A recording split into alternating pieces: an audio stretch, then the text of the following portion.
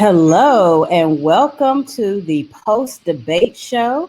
My name is Holly Holiday. I am the president of Sisters Lead, Sisters Vote, and I want to bring on my board member, Dr. Avis Jones DeWeaver, to help kick us off. Good evening, Dr. Avis. Well, we had another debate. We did. We did have another debate, and it was a historic debate, was it not? It was one for the record books, that's for sure. I kept wanting to invoke Maxine Waters and reclaim time for Senator Harris.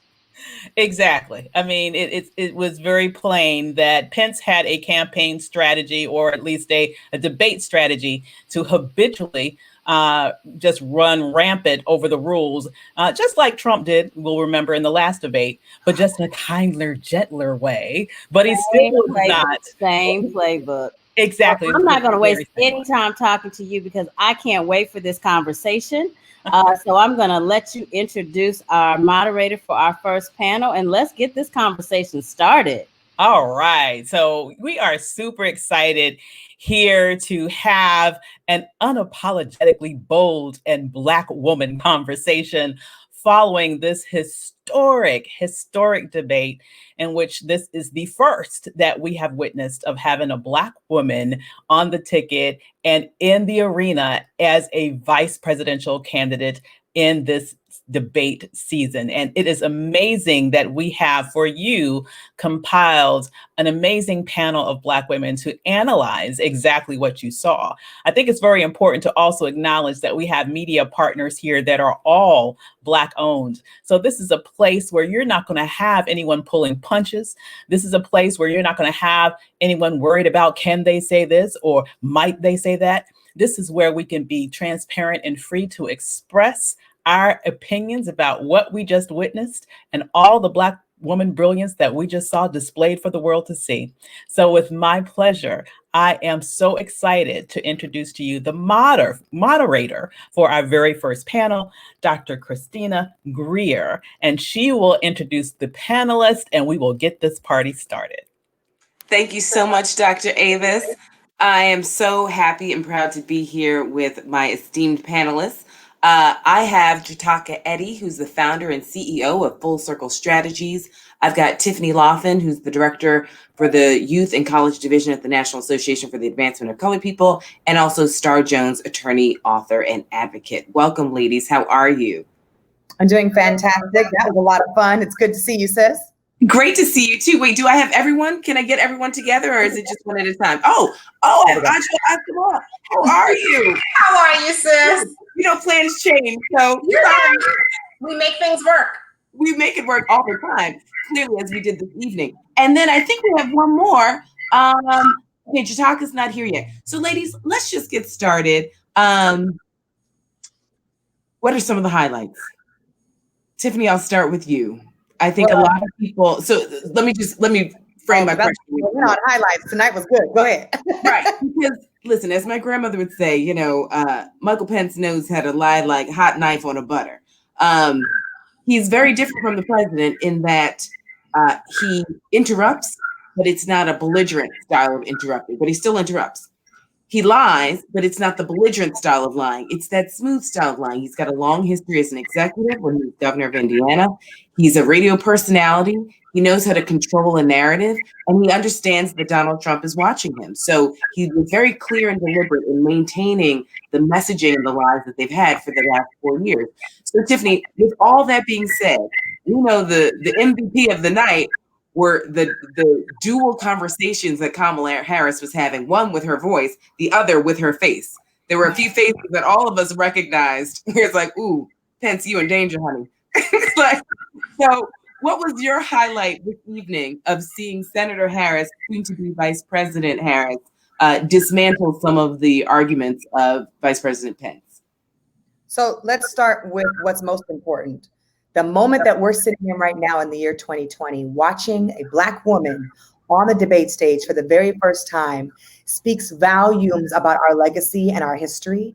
Our ancestors are smiling right now because of the level of accomplishment this Black woman has reached on the stage to not only speak truth to power, but to debate and to articulate policies, practices, and plans that help our community and our country move forward. So that's the first highlight. I sat here and I said to myself, do I really, like, yes, elections are 27 days away, but can we sit and grasp in the abundance of Black women, divine femininity for 2 seconds and appreciate where we're at right now and the role that Black women have played to put her on the stage and the role that we're going to continue to play to follow through November 3rd. The second thing that was a highlight for me tonight was the actual plan. Last week when I watched the debates, there was no plan. It was just debating back and forth. It was badgering back and forth. It was insults back and forth across the stage. And tonight I actually got to hear very clearly from Senator Kamala Harris, we are going to cut student loan debt by $10,000. We are going to have a plan around the vaccine and healthcare. We're going to have a plan around policies and education. We're going to have a plan really clearly on rolling back voter suppression to make sure everybody can participate. We heard those plans tonight. I didn't hear the plan from what Pence was giving us. What I heard from Pence was Joe Biden, Joe Biden, Joe Biden, Joe Biden, Trump, Trump, Trump, Trump, Trump. I also got to hear from Senator Kamala Harris why she's running in the position and what qualifies her. And I tweeted it earlier. She got the receipts, honey. She said, I am the Attorney General. Second Black woman elected to the Senate. I focused on this. I've ran that. I've done the second largest judicial system in the entire country, only second to the federal government judicial system. And Pence didn't give us that because he ain't got it. So yes, I enjoyed watching another Black woman and some of the similar cultural norms that I have with the face. But sometimes only I can understand, we can understand those things. Other audience viewers might. What they took away tonight was clear plans and policy. We heard how Pence and them are not prepared and how much they hate Obama, how much they hate Joe Biden, which is not helpful in the campaign race, and how important it was for us to acknowledge, because Pence said it himself, it is a privilege sitting on the stage with her, and it ought to be because she's the first Black woman to do it. Right.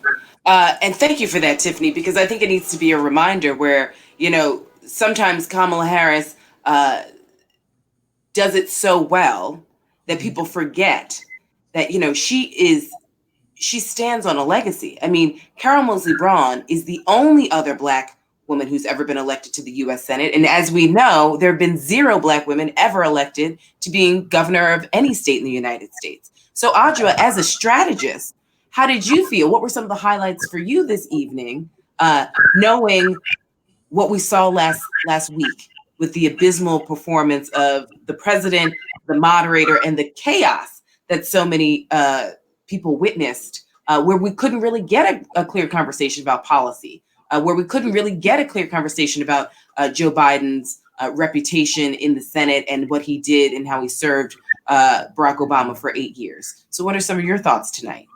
Oh gosh, I think Tiff shared many of the same thoughts that I have. I think that she displayed why she is a woman of many firsts. I think that she clearly articulated why she is qualified to become Madam Vice President. I think one of the things that she said that was so important for us to take away is the fact that they forfeited their right to a reelection. That for me really stuck out. She talked about how, nearly 210,000 people are dead. She talked about how many people are struggling financially. She talked about the fact that people who are working people, are standing on food lines just trying to be able to sustain themselves. So for me, I think it was the fact that she pointed to the facts, the reality that she drew a very stark contrast between why a Biden-Harris presidency is what we need now versus more of what we currently have. She is brilliant. She is credentialed. But like you sort of alluded to, she is still a sister. And she, you watched her face. I'm an applied behavior analyst by training. And so watching body language and things like that is always fascinating to me. So, he is, better behaved for all intents and purposes than a Trump. But for her to be able to sit there with him telling bold-faced lies repeatedly, and say them with such conviction that, if you didn't know any better, you would believe them. I think that, there were times when she had to laugh at them because it was just like, are we talking about the same thing? I mean, he says his lies, with such conviction. So for me, I think it was really her making the case for why she should become Madam Vice President. That was my key takeaway for tonight. Indeed. And the ways that she had to keep reminding him that I will not sit here and be lectured by the likes of you, sir. Right? Oh, absolutely. You have no qualifications to lecture me. I want to bring in Terry Carmichael Jackson. Thank you so much for being with us. Terry, now you're with the WNBA Players Association. So first things first, I want to thank you for your leadership, because we've seen the WNBA has led so many important conversations about Black women and politics in this political moment. And I'm just going to take moderator's privilege and know that you had a hand in pushing forward some of these important conversations and uplifting the life of Breonna Taylor, especially for the WNBA. So on behalf of Black women who are tuning in, I think I can rightfully say thank you very much. And thank you for joining us. I started with asking Tiffany and Adjoa, what were some of the highlights? I mean, Tiffany walked us through the receipts on receipts, and Adjoa walked through the qualifications of Senator Harris and really framing why she deserved to not only be on that stage, but to serve the American people as Vice President of the United States. What were some highlights for you, Terry? Well, thank you, first of all, Christina and Adjoa and Tiffany for letting me into this conversation. I want to run and jump in and join you all with some of the thoughts that I had. As you all have just said, she came in and talked about the plan from day one and what the response would be to COVID, which all of us have been wondering and waiting for from this Trump administration. And like Adjoa said, they forfeited that right. She came in credentialed, but she also talked about, just being so relatable. I mean, she is a sister, daughter, stepmom, auntie. She is all of us, and that just really resonated with me. And if there's anybody out there who is still undecided, they needed to have seen this debate. This one was historic for so many reasons that you all have already said. This one was key. This one talked about the issues. Something that really, in addition to the response to the pandemic on day one, in addition to talking about reducing student debt and making, public education affordable for everybody, or free for those that are coming from households of $125,000 or less. I mean, she also talked about, as a vice president would, she also talked about foreign policy. And she broke it down again in a way that was so relatable, the way she and Joe were talking about it. It is about relationships. It is about standing with your friends, identifying who is loyal, who is with you, knowing who your adversaries are, and keeping them close. But what did she say? In check. She's ready. She is ready on day one. And I almost need day one. I think all of us need day one to be tomorrow. Yes. Let's go tomorrow. Yes, tomorrow. So here's the thing, though, ladies, because Tiffany started us off really framing it about the role of Black women and the role that we have continued to play, not just in the Democratic Party, but quite honestly, upholding democracy, right? Yeah. We are the canaries in the mine. We are the ones who have had to explain to constituencies time and time again the dangers that particular people or policies pose to us as Black women, but also to our communities. We do know that we are a very diverse community, and we still have some people who are undecided, not necessarily undecided between Biden and Trump, but possibly undecided as to whether or not they're going to participate or abstain. And so we know that there's a lot of misinformation and disinformation that continues to seep into our communities through Facebook and other means about Senator Harris's past record that Pence tried to bring up. So Tiffany, I want you to start us off again. What was missing from tonight's debate that you want to make sure that our viewers tonight understand so that they can go back and talk to their friends and family members and possibly sorority sisters and coworkers and colleagues? Was there anything that needed to be clarified on your end, ladies, or something that needs to be expanded, or maybe something that just didn't come up in this particular debate that we know still needs to be addressed, so that we can motivate our constituencies, we can motivate our friends and family members to make sure that they not only turn out during this early voting period, But if they don't have that option, they turn out on November 3rd to make sure that we change the course of this democracy. Oh my gosh, we do not have enough time. Okay, so I want to agree with what Terry said, definitely about folks who may have been undecided last week, but should actually get the decision that they want to make watching this last debate. But let me be very clear.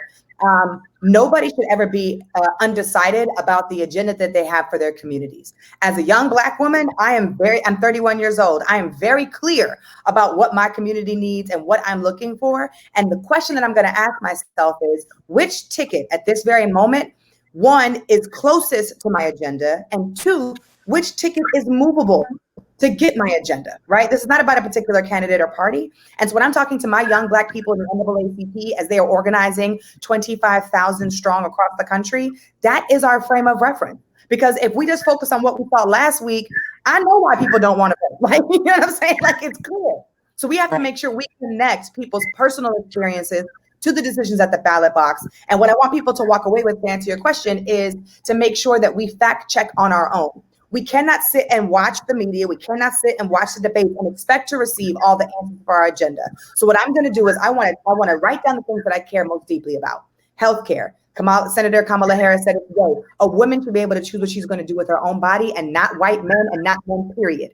I want to make sure that education is affordable and accessible for all of my folks in my community. I want to make sure that we hold police accountable and defund the police and fund prevention, not criminalization. I want to go down the list. And then I want to go to the websites. And I want to read what their plans are going to be.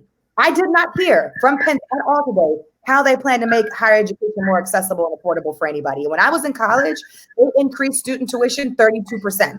And I still have student loans that I have to pay off right now. I did not hear the next plan for the stimulus round, right? We know that the Congress is taking a break, and President Trump has said that he does not want to talk about it until he gets reelected. So if we really want to talk about low-income families and families that have been laid off during the pandemic, we have to focus on how are we going to stimulate the economy. And the only way I'm going to be able to get that and double check it for my reference is by going online and researching it myself. So people should walk away from the debates with a better understanding of what that agenda is and how the candidates match up to it. But we got to walk into our communities, knock on doors. The NAACP is texting millions of people. We're making phone calls to millions of people. We're sending letters in the mail to millions of people to make sure that they have what they need.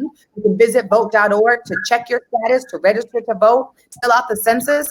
It is up to us to make these decisions, and it's up to us, especially Black women who have always done it, to make sure that our communities are in good standing before November 3rd. Thank you. And I want to repeat that. I want to repeat vote.org is where people should go to check their registration status and get the information they need to know. Terry, give me 1 second, because I want to pull Audra in as a strategist and answer that question. We have limited time. I also want to point to, this is my late grandfather's NAACP card that I did not know he was a member of the NAACP. So I just want to shout that out. That is a framed card of the NAACP from the state of Florida. Boom. Right.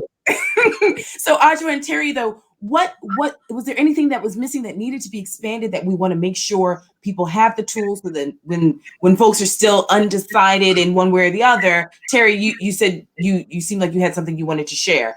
What should we say? Yeah, I just want to jump in real quick because my connection to this conversation, I'm here in my personal capacity, but as you mentioned, I am the executive director of the union that represents the WNBA players who are going to be working in partnership with the NAACP to create some more of those videos, to put that really good messaging, good information out there in targeted ways to targeted communities around the country.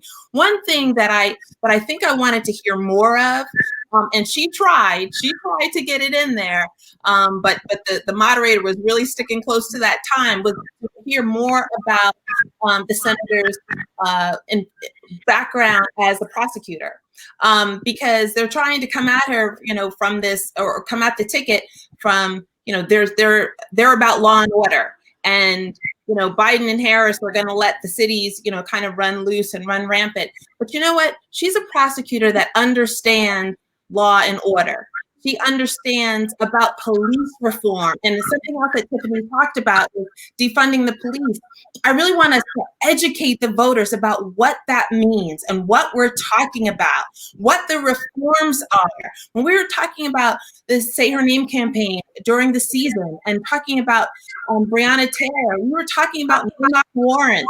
And we were talking about We were talking about body cams. So those are all the reforms that I wish she could have talked about or had the opportunity to talk about more. But that's what she's about. That's what she represents. And so when we say defund the police, let's really make it an informed conversation about what those policy initiatives look like. And I know we're short on time.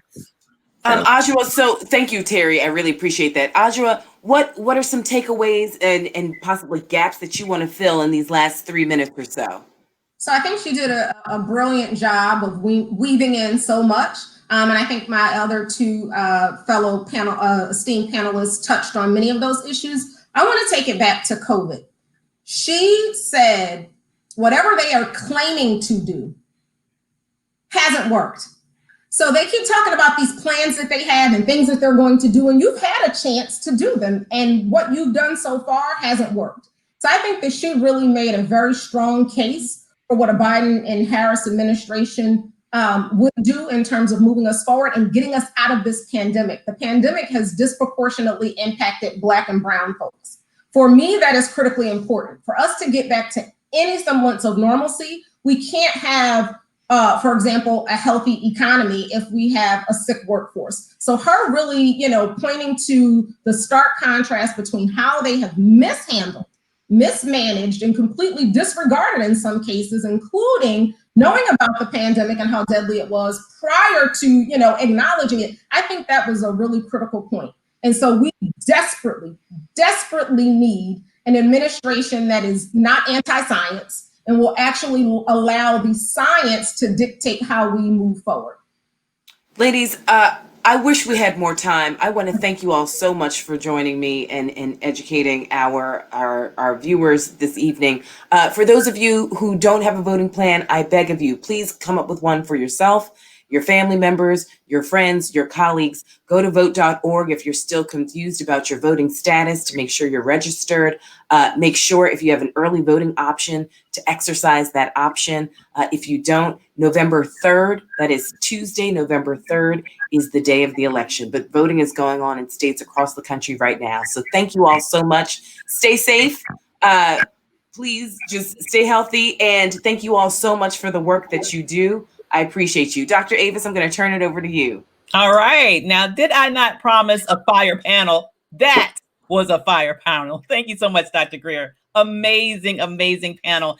And we have more coming up. You know what?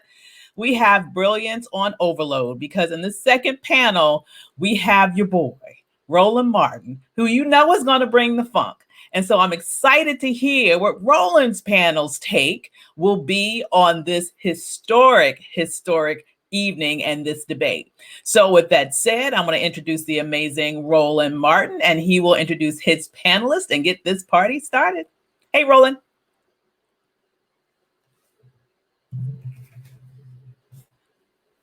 Uh-oh, you seem to be... Check your audio.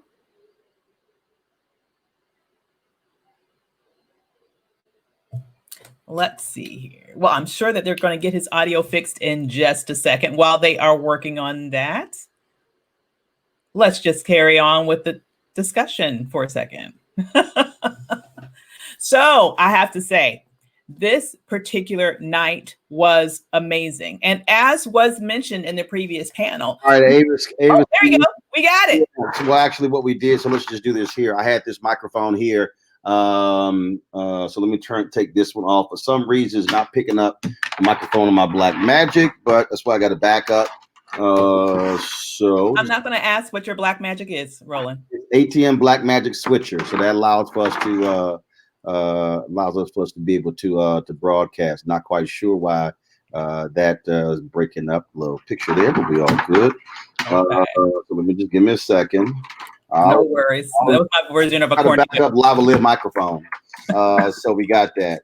All the folks who are watching on Instagram, y'all need to go to the page, my Facebook page, for our post-debate analysis. We about to break this thing down with Yotaka Edie as well as with Latasha Brown with Black Voters Matter. Are they there, Avis? They should be there. I think we're waiting just on Latasha. So let's just have a few minutes of a conversation. So as you're getting sort of wrapped up and we're getting everybody straight there, let's talk a little bit more about what we heard from the first panel and what we saw this evening. Of course, we saw a Mike Pence that was ditching and dodging, and as was mentioned in that previous panel, lying as smooth as silk. But I am so proud of the way that Senator Harris comported herself in that situation. Let's just say the unspoken truth here. She would be judged from a different lens. She is projecting a image that we've never seen in this nation. We know that misogyny exists. We know that racism exists. So she, in all reality, doesn't have the same latitude, perhaps, of someone who was a different gender and a different race might have in terms of expressing exasperation.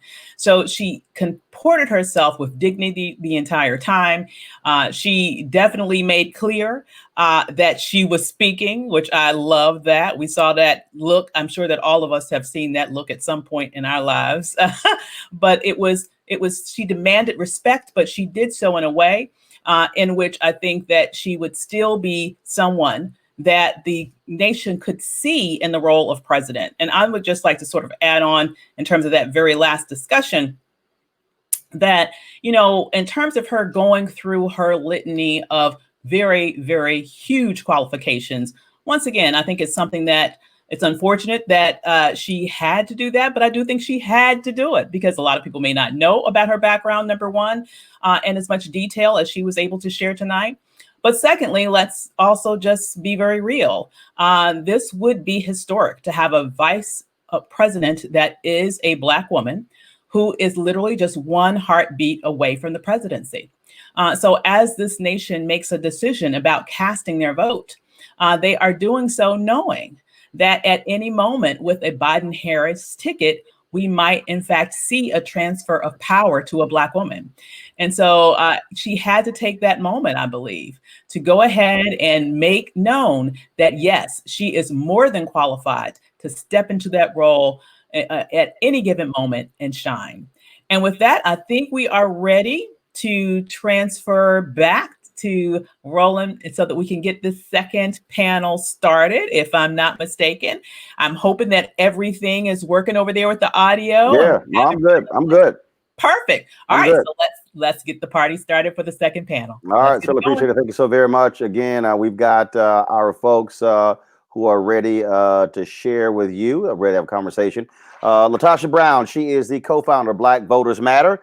She's been traveling all across the country, and so they've been handling their business, reaching out, talking to voters, trying to get them focused and motivated, getting to the polls. Also, I mess with her all the time with her name, Jotaka. Some of y'all call her Jotaka. I mess with her, call it. She's from South Carolina.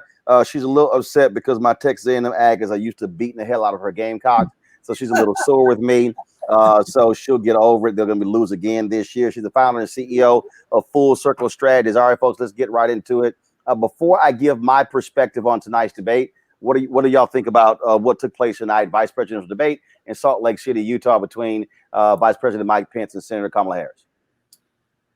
It was something to behold. To be honest, I'm so frustrated. I'm frustrated, and I don't know why, because I should have expected that.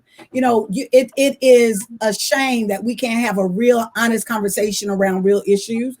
Pence came out, the very first thing that came out of his mouth was a lie. He came to this debate disingenuous. I felt like there was a lot of things that he did that was very upsetting. One, every single question he went over time. He did exactly the same thing that Trump did it. He just did it nicer, right? He was just calm, but he took more time. He kept mansplaining to Kamala Harris. And then on top of that, he continued to even really be able to be disrespectful. I felt like it was the quintessential example of how white male privilege operates in this country. I would absolutely have to agree with my sister Latasha. As I watched tonight over and over again, he just kept going over his time. He tried to mansplain. I mean, he even tried to tell her about her own record. And, over and over again, he did not give her the adequate time. And I think it's evident of what Black women have to face in this country all too often. And I think although and despite everything that she faced tonight and his utter disrespect, all the lies that he shared, I thought she was strong. She was very strong. She made a very clear case to the contrast of what a Biden-Harris administration will do as it relates to the coronavirus and COVID. She made it very clear that there's been a lot at stake, 210,000 lives. I heard that over and over again. And as someone who has had family members in the hospital who have been struck with COVID, I heard her loud and clear, and I thought she spoke to the American people. She was very clear. She stood her ground. She was strong, and she made the clear contrast between, the choice that America has. Do we want more of this mismanagement and this mess that we found ourselves in, or do we want a better direction? All right, so let me break this thing down. So here's what you have here. Mike Pence did exactly what Mike Pence was supposed to do. Mike Pence was always going to be smooth. He was always going to be even-tempered. That's who he was always going to be. He was always going to sit here and represent Donald Trump in every single way. Here's what I think the advisor of Senator Kamala Harris said: do no harm. The vice presidential candidate, that's what that particular job is, to do no harm to the candidate. After what took place last week, Joe Biden got a significant bounce out of that particular debate. And so people were talking about, oh, Harris is going to wipe him with the floor. Nope, because there was no need to actually prosecute it. I think if you look at exactly what do the coaches say, smile a whole lot, don't be combative, and simply stick to the rules. He chose not to stick to the rules. You saw at times exactly sort of how she responded.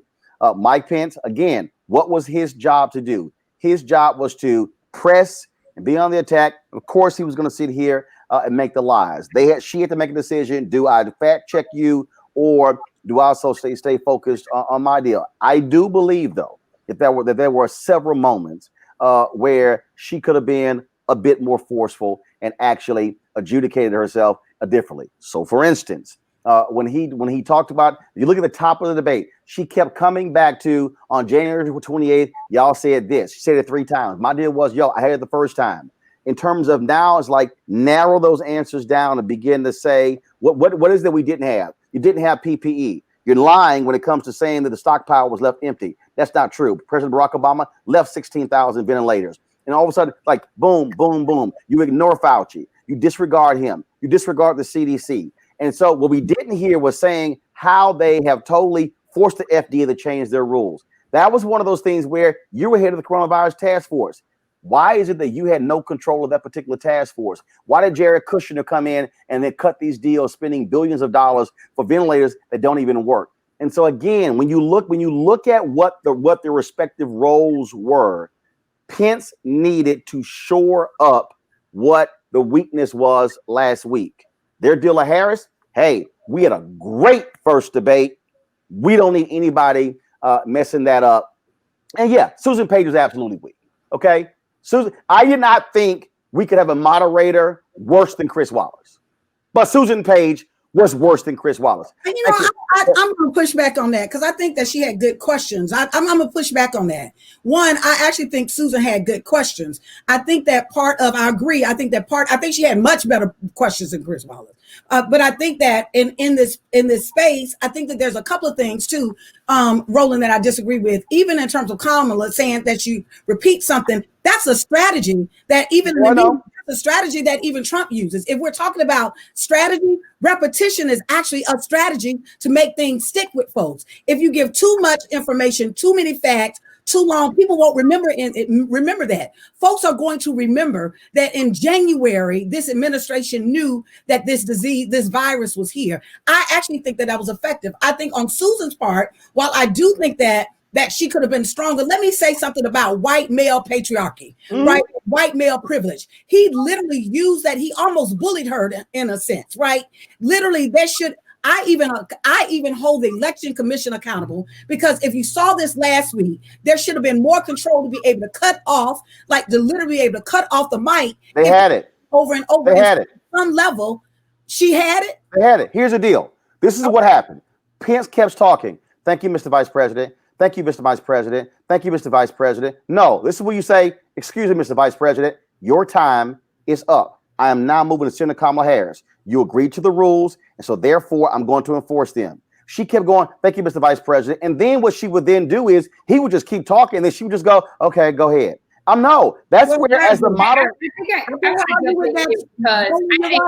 As the moderator, you have to say, excuse me. This is where you say, excuse me. You have been given your time. I've allowed you to finish. It is now her time. Susan didn't want to be firm. Here's what they do. I agree. Oh, I don't want to sit here. It's the vice president. No, you're the moderator. Because guess what? Gwen Eiffel would have done that. Christian Welker, I think, is going to do it. Maybe that's a black woman thing. Maybe that's a black thing. Who was moderating that debate in South Carolina? Right. I was about to give you some South Carolina love. Talk about Judy. Yes. I was going to give you some South Carolina love. The sister who moderated that debate between Lindsey Graham and Jamie Harrison. Oh, she wasn't playing. She was like, we have time. Harrison, next question. She was not playing. But let me say this, and this isn't, let me say this, that our engagement of coming up against white patriarchal power is very different from white women counterparts oftentimes. And so and so I agree with you. You're absolutely right, Roland. She did not control that room in that space, right? My challenge and what my fear is that we're not going to hold because Pence showed up with the wolf in sheep clothing, being monotone, that we're not going to show up, that he was equally as disrespectful and disruptive as Trump was. That is a fundamental strategy of But here's the difference. We just talk over that. But here's the difference. The difference was tone. I want to jump in here. Excuse me. I want to jump in here because my grandmama always said that just because you calm with your lies, it doesn't mean that it's still not a lie. So, I mean, he sat there he did not answer questions. That's right. He deflected, and Roland, you said that she had an opportunity to prosecute. You don't need to prosecute somebody who's just going to perjure themselves. So he sat there and he perjured himself over and over again. And so I think that her strategy, as Latasha shared, her strategy was right on. She spoke to the American people. She reminded us that this administration has failed over and over and over again. When she had the opportunity, she set the record straight. And I think that what was clear, what she laid out was that this administration actually has a strategy. They have mismanaged. She talked about the jobs that are lost. There are 400,000 businesses that are closed because of the result of this administration and their failure on coronavirus and how they dealt with it. And he was the head of the task force, and he was at a super spreader event in the Rose Garden of the White House. So she made it very clear that their mismanagement has cost us jobs. It has cost us lives. And she also talked about healthcare. She talked about the Supreme Court and how. But hold on. Stay on healthcare. Even on particular healthcare. You're absolutely right. She brought that up. But again, this is what I was looking for. I was waiting for her to say, where's your plan? Where's the deal? You keep saying you're going to have one. You're going to have one. Supposed to have 2 weeks ago, 3 weeks ago, 2 months ago, 6 months ago. Where's the plan? He said, we have this particular plan. No one said, where's your plan? But when he hit on the Supreme Court, when he pressed her on answering by court packing, I was like, say it, please. I was hoping she was going to say, I'm sorry, you haven't actually answered one question as soon as asked you tonight, so you're demanding an answer from me?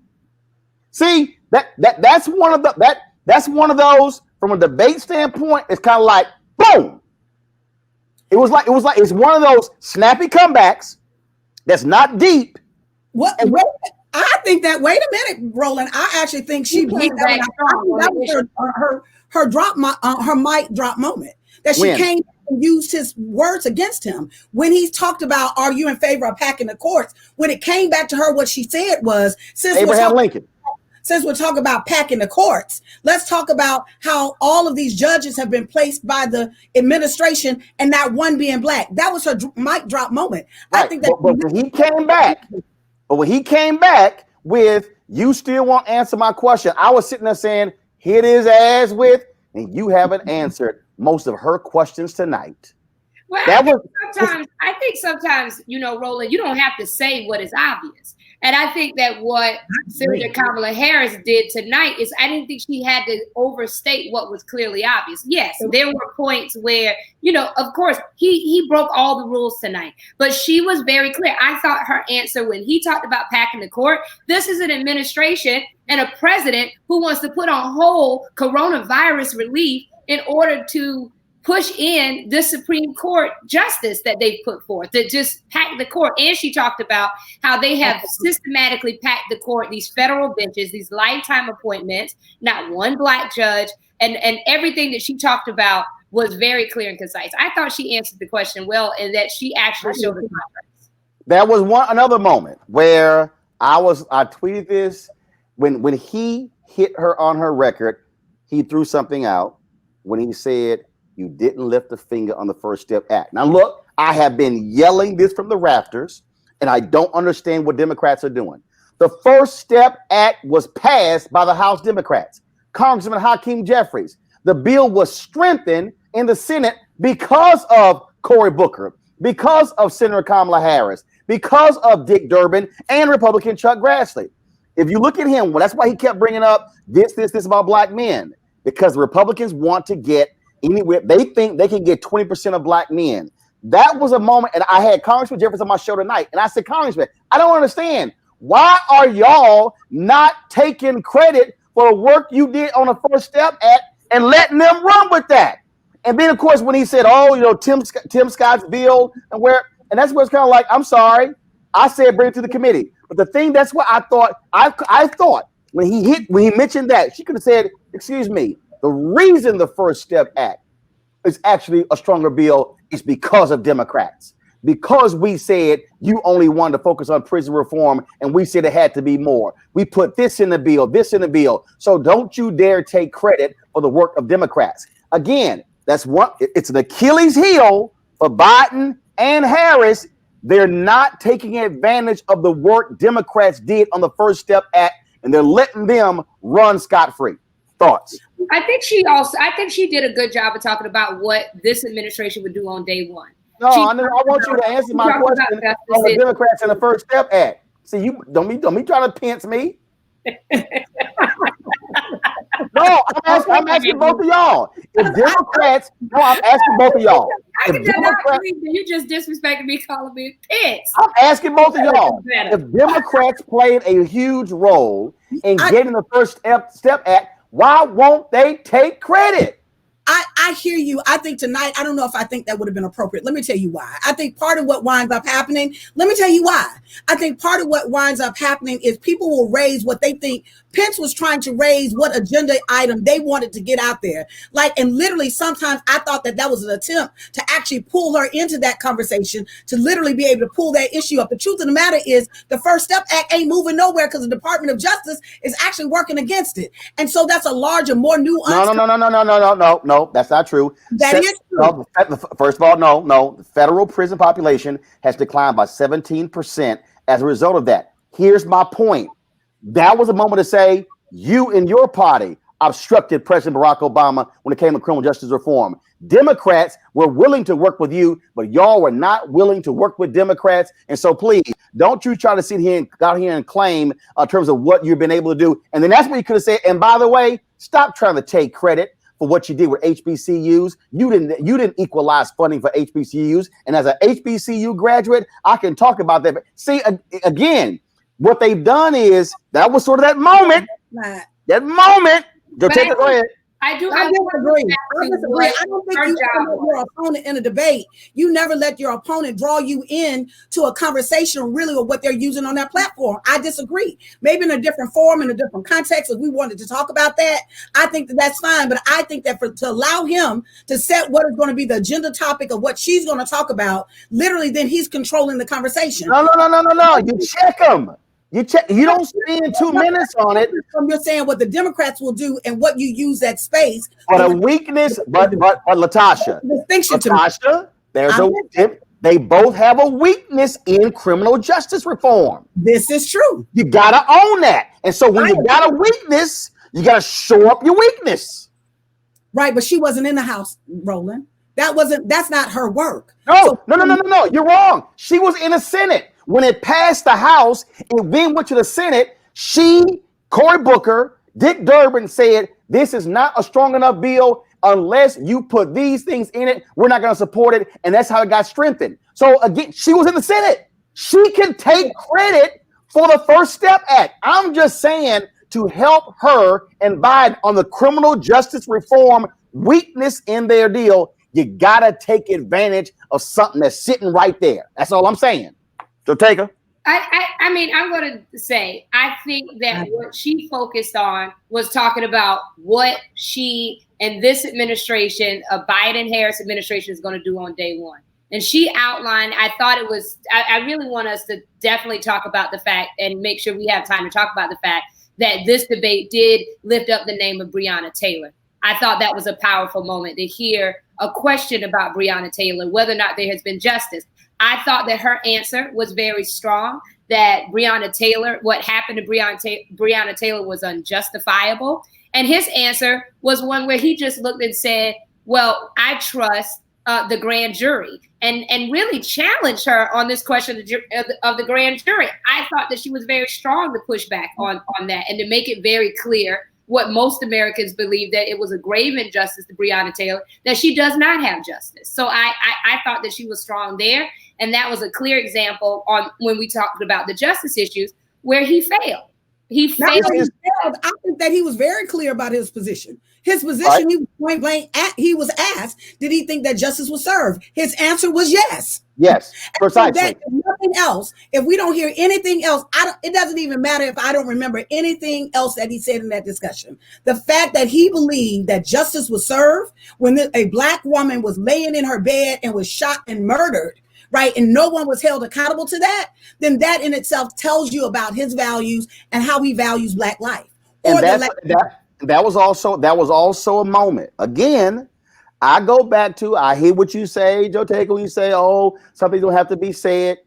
But again, what has happened is, I believe Biden-Harris overall, for me, has not nailed them to the wall on several different things. She did mention when it came to federal prisons, but that was one of those moments where one is always say, and let's just be clear, Mike Pence, of course, because he kept saying we stand with law enforcement, and he kept going, and I was sitting there like, please say it, please say it. I was hoping her to say, and yes, and y'all are pulling back on police consent decrees because you don't want to hold police accountable. You don't want to hold them accountable for what happened to Philando Castile and what happened to what happened to Ayanna Jones and what happened to. See, it was again what Pence's whole deal was.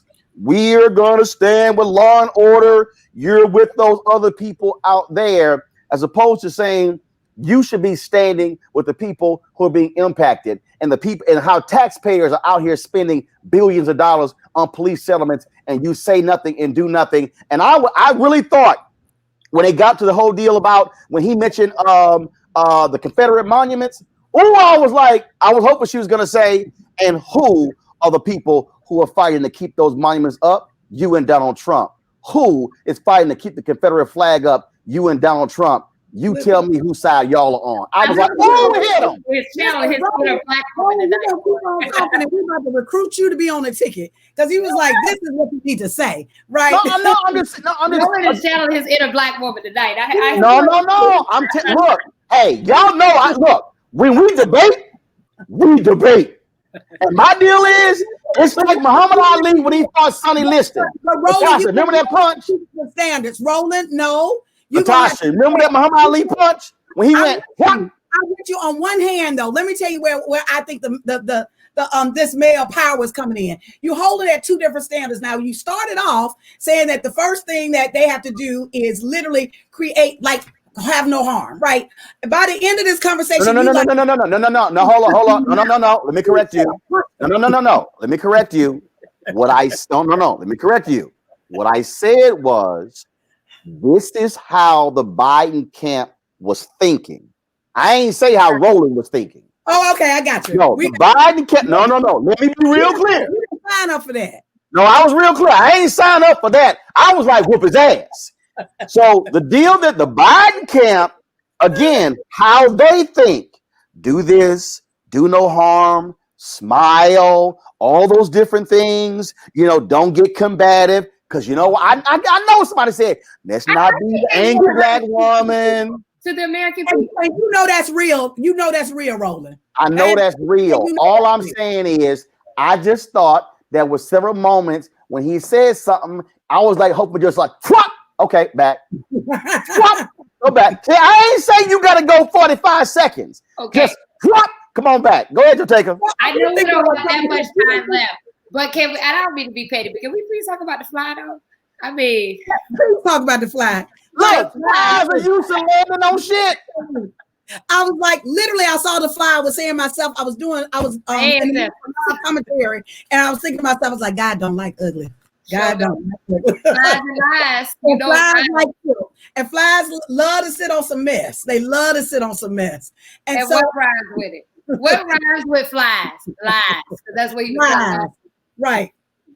I'm just again, look, coming into this whole deal, you understand what you got. You look at what the overall strategy of the campaign. Look, she's not the nominee.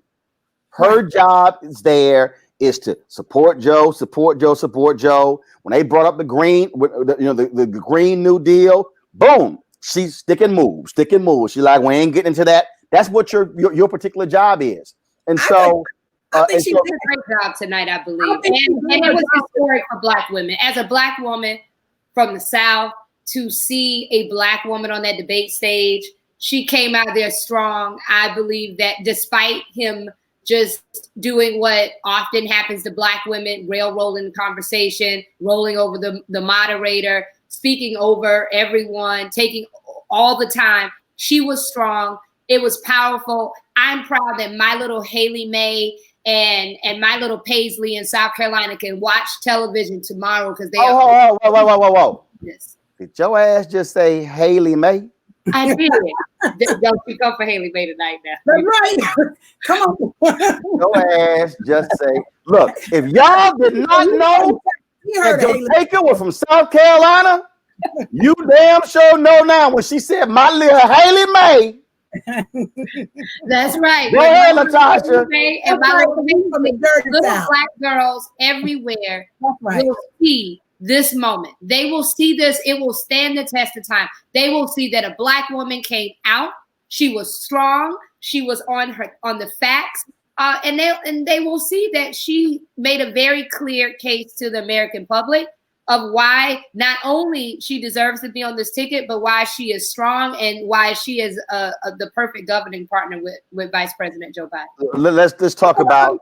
No, Roland, I just want to say briefly that I do think that she did well. She had a nice landing around. It's when she came out and started giving the facts around COVID-19, how the administration handled COVID-19. I thought she was very clear and it was very like, these are the facts. Bam, bam, bam, bam. And this is what you all didn't do. Bam, bam, bam. Yeah, because here's the deal. Bottom line is you lay that out. The reality is you look at the polling data. Americans increasing number are not trusting Donald Trump and Mike Pence. And the reality is what we're also seeing, and it's just, look, it's in the numbers. I mean, but look, they've got a phrase, ball don't lie. An increasing number of white voters older voters are shifting over to the Biden campaign. When she talked about when she did mention it, I did think it was great when she mentioned the point about voter suppression. That was critically important because that is part of the Republican strategy as well. And again, just quickly, that she did a really good job when she talked about that they've lost the trade war. I thought that was a great point as well. Right. The only thing, just with a little nitpick. The only thing I was hoping she would have said in that point when she said we lost the trade war, what she said, lean in, Pence. How much higher is the trade deficit today? It just hit an all-time high. So I thought y'all said it was going to be lower. I thought you said you were gonna lower the trade deficit. It hasn't happened. Y'all failed. She alluded. She also made a very good point. She talked about jobs, the number of jobs that have been lost by this. No. I got you. But here's the deal. Here's my whole point. Here's the deal. When somebody says we've lost jobs, first of all, that's like a phrase that can be seen anyway. When you say the trade deficit is now 67 trillion, whatever the hell it is, y'all said it was supposed to be lower. It isn't. Y'all failed. You lost the war. I see what she did. Listen, what she said. What she said, Roland, immediately after that, is that we've lost 300,000 manufacturing jobs. If I want to use time within, no, listen, in the American public, I'm not talking about political wants. I'm saying if regular folks are looking at it, understanding what the trade deficit is, most folks don't understand that, right? But people understand the loss of 300,000 jobs. But they also understand a big old number like 67 billion. But I think know what Latasha is saying. Right. You know, Latasha's from the South. I'm from the South too. So when you talk about I'm from Texas. So is Roland. Yeah, I'm from Texas. Even though manufacturing jobs, that speaks to the heart of America. That speaks to everyday Americans who are at home watching this. They know that, they feel that, because it is their jobs. Yes, it's important to talk about, you know, the trade deficit and all of those numbers, but what we have to do is America, and she spoke to America. Here's my whole point. My man Joe Madison has a phrase when he says, you gotta put it where the goats can get it.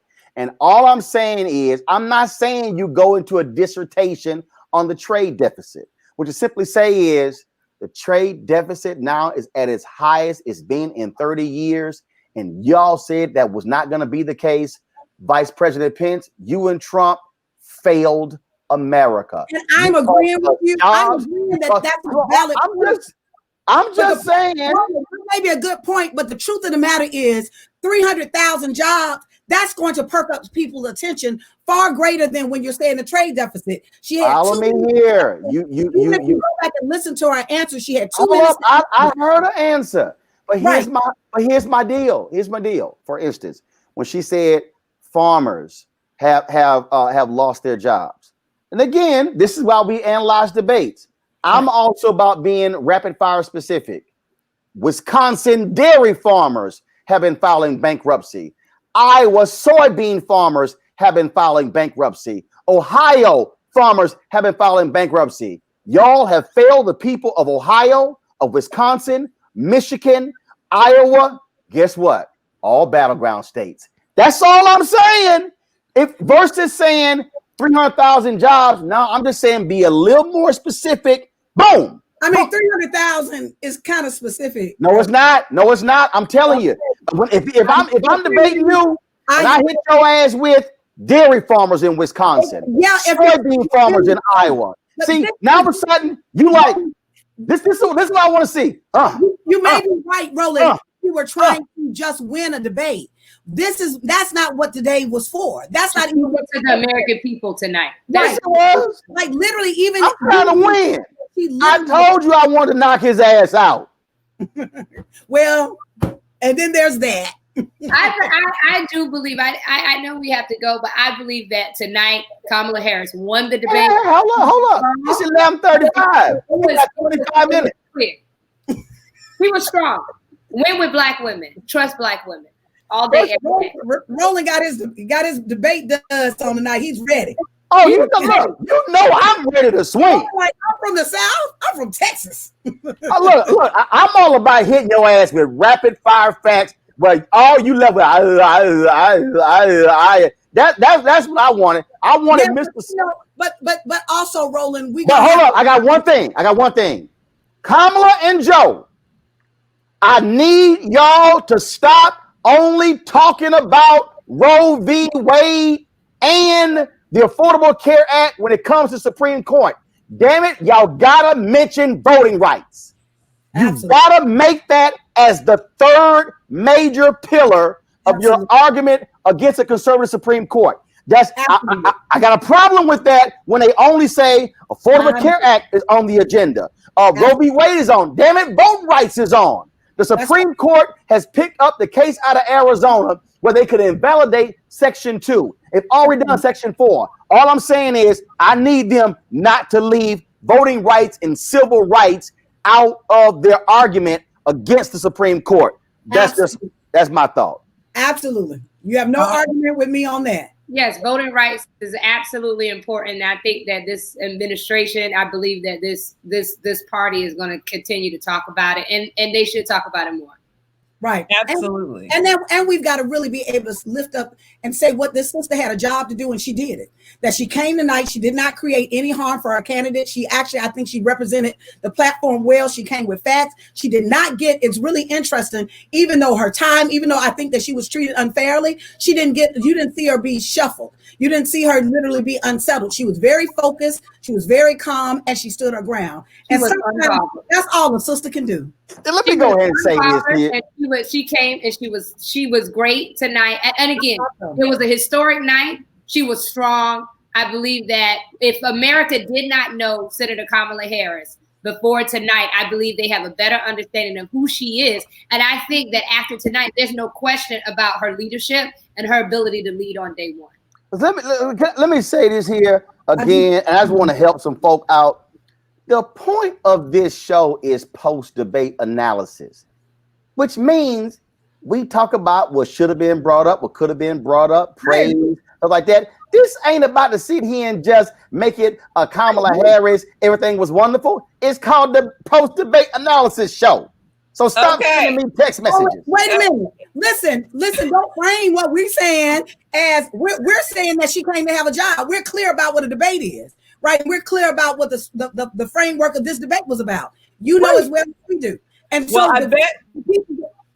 I'm sorry. I was just going to say, I bet we didn't realize. The pieces that I think that Roland raised, I think are great. I think it's a question around the forum. I think it's a question around what was responsible today. So, because Roland ain't going to sit over there and act like if she wasn't punching him in the face, if the headlines tomorrow wasn't going to be angry black woman. Like, you're not going to sit over there and act like if she had a certain kind of way that the whole focus would have been on her, like it has been on previous debates. So we're going to be honest about what we're working in the confines, in some ways, of a racist, sexist political framework. And I can knock you in your mouth and smile. To be a black woman in America, I can knock you in your mouth and smile. The most disrespected person is a black woman. And I think she did that a couple times tonight, and she still held her ground, and she still represented. And I believe, I think if you ask America tonight, who won that debate, who they resonated with, I believe they will say Senator Kamala Harris. I have had some black women knock folk the hell out smiling. I think she did that a couple of times. So don't act like she didn't. Don't act like she didn't bring some fire now. She got spicy a couple of times. Don't act like deal. If she got spicy, it was like a 2-piece spicy. I was looking for a family pack spicy. Oh my goodness. Well, you were trying to go to Popeyes and you were like, you got to go to Church's Chicken and you got KFC. That's what it was. Baby, churches ain't even in this conversation. Churches don't even. All I'm just saying is, I like it a little spicier. That's just roll. Because I'm telling you, if y'all go back, Joe Biden was real spicy in that VP debate against Paul Ryan in 2012. But once again, as you see her debate against Joe Biden, she was spicy, and what happened? They dragged her. So we're gonna be honest about the role. Yeah, but that's also the case when you're on stage with 48 people.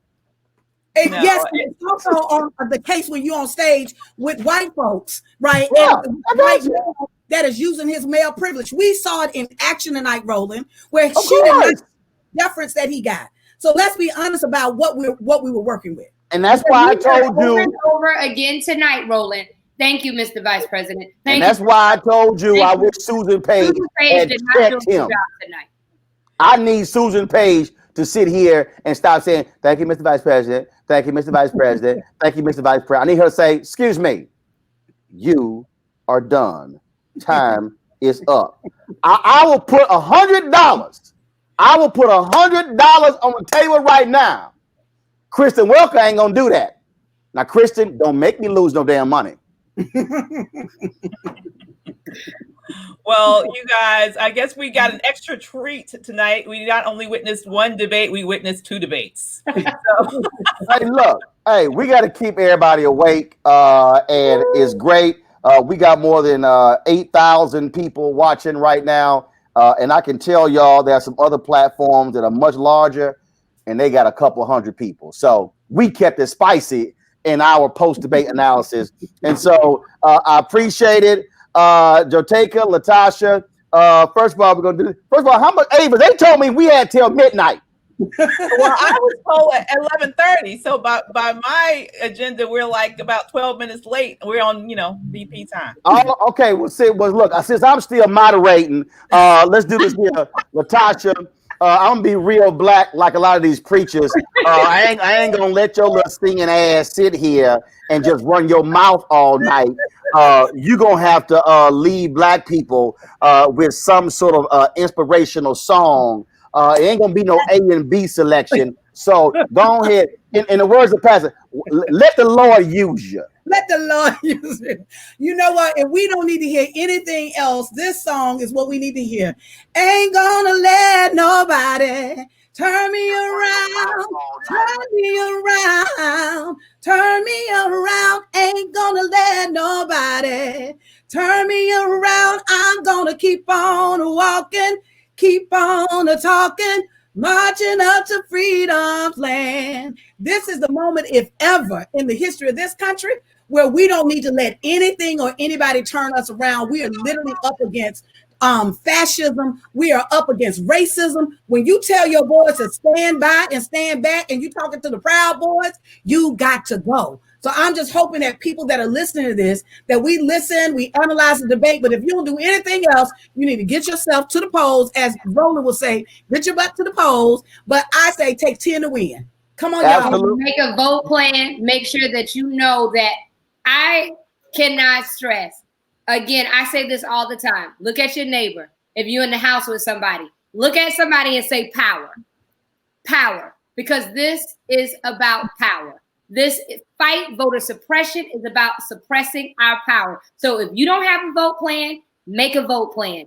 Request your absentee ballot. Request your mail-in ballot. Go to vote.org. You can go to www.naacp.org. You can go to blackvotersmatterfund.org. You can go to so many websites. The thing that we have to do as a people is make sure that we vote. And I don't want to be cliche, but I'm going to call in, my fellow South Carolinian, Reverend Jesse Jackson. He said that a voteless people is a hopeless people. So we have to make sure that we are out here voting and that we're taking people to the polls, because there is so much at stake. There is literally life is on the line. So make a vote plan and vote, my friends. My final word. Latasha, go ahead. I just left your state, South Carolina. Let me tell you, black folks in South Carolina are fired up. We on early voting, they were out there in numbers. And so I'm just saying that there's an energy out here, y'all. Like, our people know what time it is. We just got to do what we need to do and show up. All right. I'm going to close with this. I read this on the show tonight, and I need y'all to understand why we keep telling you to go to vote.org and go to iwillvote.com to double check your registration. Right. I have been hammering this for months because we've seen voter purging taking place all across the country. I literally got this email today at 4:47 p.m. I'm not going to get a brother's name, but this is what he sent me. Uncle Roro, I just wanted to let you know how thankful I am for you enlightening the community about staying vigilant during this election season and checking our voter status. Because of you, just 1 month ago, I checked my voter status online and my status showed that I was a registered voter. Due to all of the shenanigans by these devils trying to suppress our votes around the country, I decided on yesterday to check my status again. To my surprise, the message indicated that I was not a registered voter. He said today in Missouri is the last day to register. So I got my ass up this morning and drove to the St. Louis Board of Election office because the bastards were not answering their phone, and I raised hell about my election status. After a few choice words with one of the workers there, and after the bullshit excuse she gave me as to why my voter status had been changed, I was able to correct it. I shudder to think what a betrayal it would be to my black family in this country if my vote did not count because I did not know my status. There is no way in hell I would miss voting in this election to get this known crazy ass hateful racist out of the White House. Y'all, I'm reading verbatim. I'm in tears today. I cannot thank you enough for your diligence in challenging your audience on your show to check our voter status. Voter suppression is real. Please keep warning the people. People's failure to vote in this election is a slap in the face of every Black person around the world. Thank you, Uncle Roro. Because of you, my vote will count. He's from St. Louis. I've had brothers from Houston, Arizona, North Carolina send me similar emails. So I need y'all to go to vote.org or iwillvote.com. Check your registration. Do not assume you're registered. You may have been purged. That's right. That brother, that's what he did. And so that's my final point. Don't assume because they are trying to steal the election. You don't let them. And that's why we got to do what we got to do and shut up and vote. That's right. That's very true. Absolutely. Hey. Well, you know what? That is a great note to end this on. It's nothing better than to say vote. I mean, that's the best last word. So thank you so much for our amazing second panel. This has been an amazing night of post-debate analysis, Roland and everyone else. Absolutely. But before we get out of here, we need to thank our amazing partners because as I said before, Black media matters, Black organizations matter. And so thank you to the Griot. Thank you to Blavity. Thank you to Revolt TV. Thank you to Roland Martin Unfiltered. Thank you to Lunch Table. And of course, thank you to Sisters Lead, Sisters Vote for doing the work of amassing the amazing brilliance that you brought together for tonight's analysis. Listen, we're going to take that charge that we were given a few minutes ago and put it into action. Vote early, make sure your vote counts, because let me tell you, if it didn't, they wouldn't be doing everything they're doing, trying to take away from you. Okay? Go vote and have a wonderful evening.